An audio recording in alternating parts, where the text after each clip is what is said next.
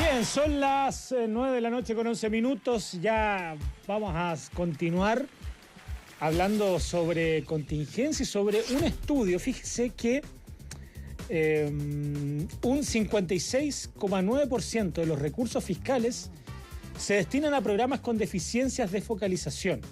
Una investigación del Observatorio Social de la Universidad del Alba evaluó el desempeño de 19 ministerios y más de 800 programas públicos según un monitoreo entre el 2023 y 2024. Los resultados arrojaron los gastos fiscales ejecutados en los sectores de educación, trabajo, desarrollo social, salud y justicia, y aquellas que concentran los programas de política pública con mayores observaciones y objeciones.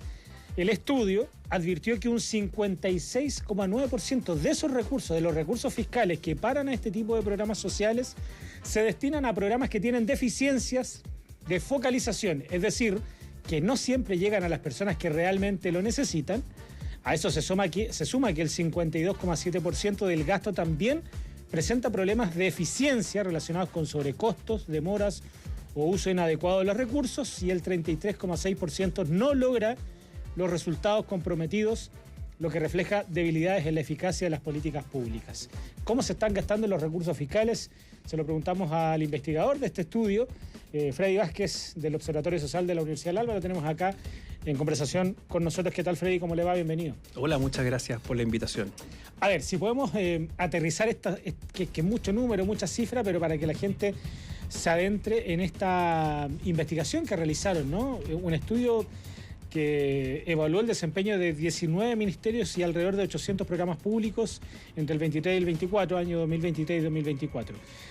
Primero, vamos explicando a qué se refiere con problemas con programas sociales con deficiencia, con objeciones, ¿no? Lo primero que hay que señalar del estudio es que estos son datos que se emanan, que se sacan de la DIPRES. Es decir, el propio gobierno actual evalúa los programas públicos todos los años, ¿ya? Particularmente nosotros estamos hablando del 23-24, pero estos son datos que realiza la DIPRES. Eso es lo primero que hay que señalar, por tanto, es a base de información oficial. Y lo segundo, que yo creo que es lo más importante, más allá de cifras o de lógicas para que se pueda entender, la política pública se evalúa de tres formas, con tres criterios. Nosotros cuando hablamos de focalización, tú bien lo decías, es a quién le llega el beneficio social, a quién le llega la política pública y cómo seleccionamos, ¿ya? Por tanto, cuando alguien dice hay una objeción de focalización, pueden haber problemas de cómo nosotros estamos seleccionando a la gente de un beneficio en vivienda, por ejemplo, de un beneficio de un subsidio en trabajo, y eso es relevante. En términos de eficiencia, ¿qué es lo que nosotros decimos cuando una política pública es eficiente? Es que se gasten los recursos correspondientemente. Si la ley de presupuesto entregó 100, el ministerio correspondiente tiene que gastar esos 100. Si gasta menos, tiene que explicarlo. Si gasta más, también tiene que explicarlo. Y en eficacia son las metas. Cómo yo me autoimpongo cumplir ciertos criterios, cumplir ciertas metas, y por eso se evalúa. Y lo que arroja el estudio es muy simple. Y yo creo que el primer gran titular es que más de la mitad de las políticas públicas en Chile tienen objeción. Uno podría decir, pero ¿quién lo objeta? Pero ¿de dónde se saca la información? El propio gobierno. La DIPRES, es decir, la encargada de la evaluación de política pública en Chile, dice, yo mismo, gobierno, ejecutivo, tengo un 56% de los programas donde tengo algún hallazgo. ¿Hallazgo qué es? Una deficiencia en la política pública. Que no está llegando a las personas que tienen que llegar, que tienen alguna... Ahí lo explican ustedes también en el informe, ¿no? Tal cual. Entonces, cuando nosotros decimos tienen hallazgos, en estos tres criterios que explicamos, los más complejos evidentemente son focalización y eficiencia. Por ejemplo, ahora en época de candidatos presidenciales, ¿qué se dice? Queremos un Estado más eficiente. ¿Se entiende lo que es un Estado más eficiente? Gastar los recursos asignados por ley. Que los ministerios correspondientes sean capaces de gastar esos recursos. Entonces, lo que en el estudio de alguna manera se refleja es que hay ministerios altamente sensibles que no están llegando a un buen criterio de eficiencia en el uso de los recursos. Por ejemplo, el Ministerio de Vivienda, el Ministerio de Transporte, incluso el Ministerio del Medio Ambiente no están gastando el uso de los recursos como se debiesen gastar. Incluso, pues yo estoy viendo los datos, el Ministerio del Medio Ambiente, todos los programas tienen objeción de eficiencia. todos. O sea, si el Ministerio del Medio Ambiente tiene 10 programas, que son los evaluados, los 10 están objetados de criterios de eficiencia. Por tanto, ahí se genera una alerta correspondiente. A ver si podemos ir clarificando eso. Esa objeción de estos programas, ¿quién lo realiza? La propia Dirección DIPRES. de Presupuesto, la propia DIPRES. Y en base a eso ustedes hicieron este estudio. Tal cual, porque la DIPRES lo que hace es indagar y realizar un informe que se llama Monitoreo de Programas Públicos, en donde monitorea estos 800 programas que se hizo.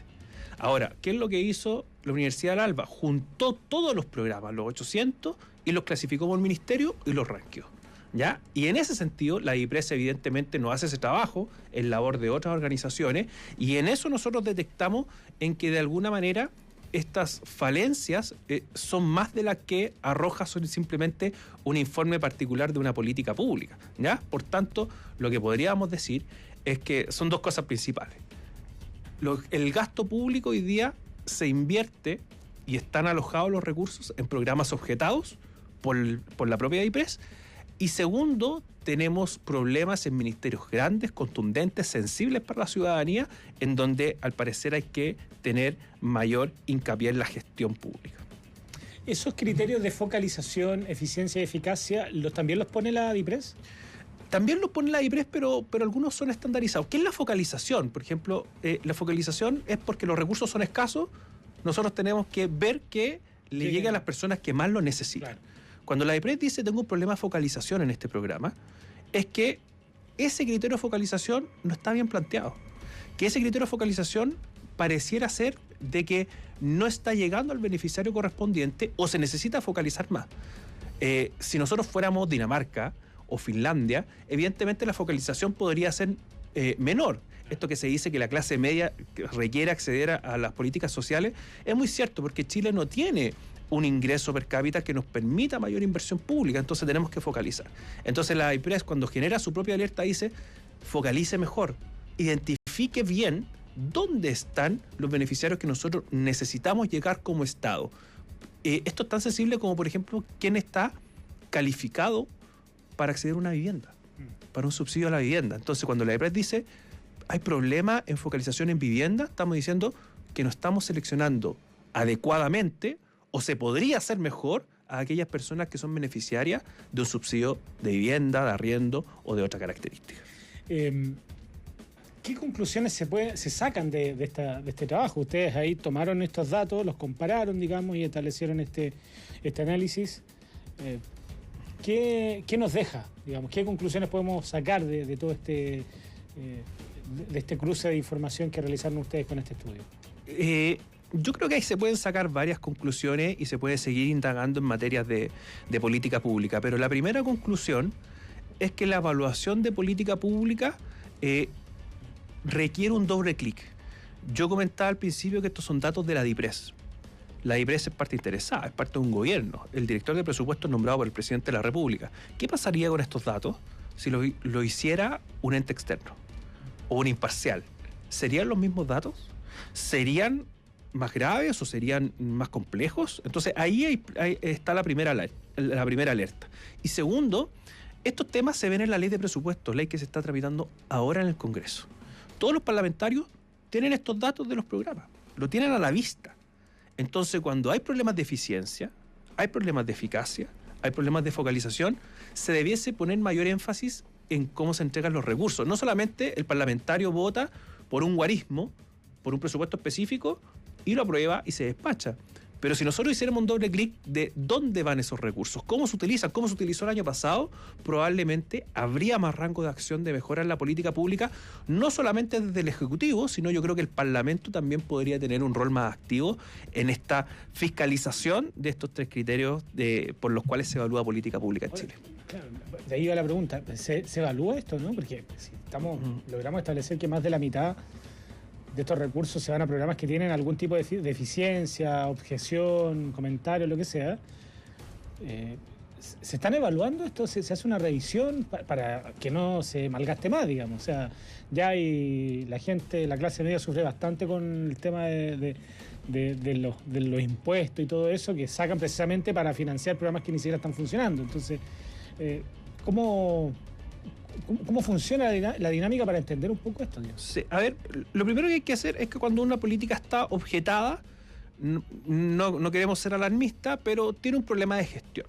Que eso se traduzca, que la política pública no sirve, probablemente no es una conclusión que podríamos llegar. Ahora, la evaluación de política pública en Chile, cuando un programa público es mal evaluado, no es obligatorio cambiarlo. No hay un mandato legal donde dice, mire, la IPRES evaluó mal este programa, ¿se acaba o se tiene que transformar? No es tan mecánico.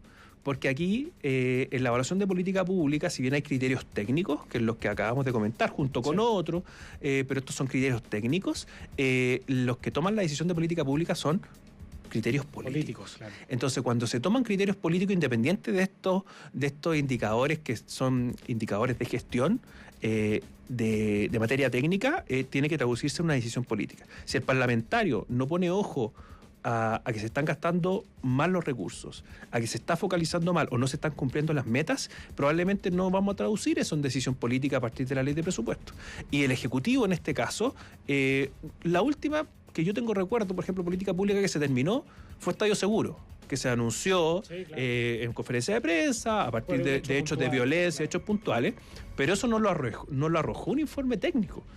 Lo arrojó una decisión política por una circunstancia específica. Entonces, ahí lo que hay que hacer un llamado es que el aporte que hacen las universidades, como la Universidad del Alba, este estudio, o el aporte que hacen centros de estudio, o la propia DIPRES en materia técnica, tiene que tener repercusión política y, en este caso, la academia debe tener un rol de aporte al tomador de decisión para que pueda, finalmente, corregir el rumbo de las políticas y probablemente considerar aspectos técnicos que ya lo hemos comentado. Hay mucha desconexión entre lo técnico y lo político en este tipo de situaciones, ¿no? Que uno puede decir, bueno, lo técnico te dice que es un programa que no está funcionando, pero sacarlo puede tener un costo político, ¿no? Pasa, y muchas de las decisiones son más políticas que técnicas, lo que hace en algunos casos, supongo, yo no soy experto, pero imagino que es malgastar recursos, si eso es lo que están haciendo, digamos. Sí, a ver, yo creo que hay una diferenciación y una distancia entre los criterios técnicos y políticos, sí. ¿Se puede hacer de otra forma? Es complejo, porque en democracia el tomador de decisiones es electo. No es un técnico, no es un burócrata, ¿ya? Por tanto, imagínese si alguien tomara las decisiones sin ningún respaldo popular. Es decir, nuestra democracia y las democracias del mundo funcionan que el que toma las decisiones es aquel que se presenta y gana, ¿ya? Por tanto, ahí la definición democrática es que el político toma la decisión. Ahora, ¿qué pasa con el aspecto técnico? ¿Cómo podemos mejorar y aproximar a las decisiones? Es simplemente persuasión, simplemente influencia y que los aspectos técnicos sean más considerados. Mire, si hoy día nosotros vivimos el retiro de los fondos de pensiones. Sí. Todos los informes técnicos de Banco Central, del propio Ministerio de Hacienda de esa época, que eran informes técnicos contundentes, señalaban de que no había que realizarlo. ¿Cuál fue la decisión política? Realizarlo. Son criterios distintos. Yo no estoy diciendo que esté mal, no estoy diciendo que esté bien.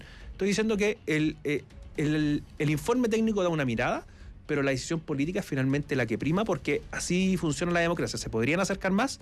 Sin ninguna duda, pero es tarea de ambos, ¿ya? Y ahí yo creo que el desafío va tanto del político, de poder tomar más elementos de estudio, pero también es desde la academia, de lo técnico, que probablemente nos sirve mucho, por ejemplo, realizar estudios como esto, focalización, eficiencia, si nadie los conoce y si no llegan al tomador de decisión correspondiente.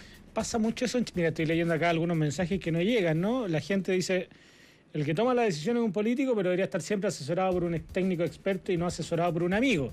No digo que eso no pase, o que eso pase en el gobierno central o en los estamentos públicos, pero porque hay políticos muy serios, hay gente electa que es muy seria, que también es muy técnica y que designa gente técnica, pero sabemos que también hay personas que no lo son, que viven del populismo, que hacen promesas al vacío y de repente, para mantenerse o en la encuesta o salvaguardar lo malo de su gestión, toman decisiones quizás populistas, pero que técnicamente no tienen un sustento.